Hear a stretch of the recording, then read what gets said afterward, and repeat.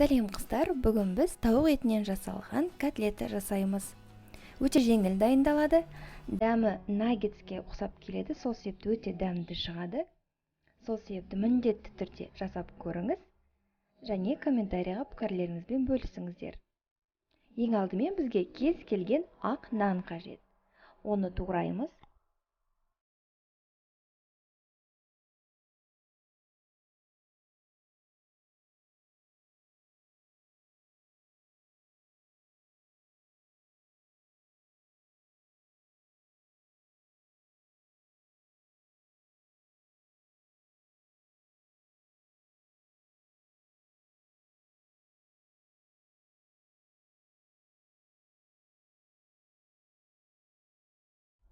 Нанның ішіндегі жұмсағын алып алғаннан кейін 100 мл сүт құйып, біраз жібігенше, жұмсарғанша қойып қоямыз. Ет өткізгіштен өткізетін болғандықтан бірінші турап аламын, одан кейін өткіземін. Ал сіз кез келген вариантты таңдасаңыз болады, яғни дүкеннен сатып алсаңыз болады дайын фаршты, болмаса қолдан жасасаңыз болады.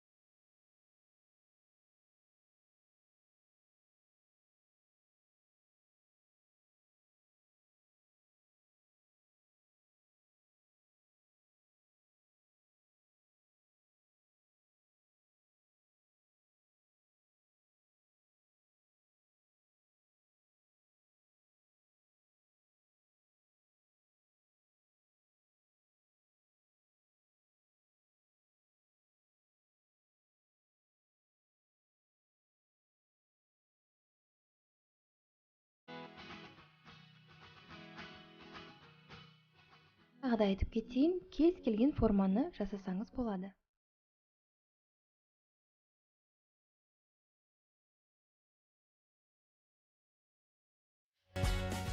Қатты қыздырылған майда орташа отта дайындаймыз. Котлеттер осындай нәзік, өте дәмді болып шығады. Міндетті түрде жасап көріңіздер. Каналыма тіркелуді ұмытпаңыздар. Астарыңыз дәмді болсын.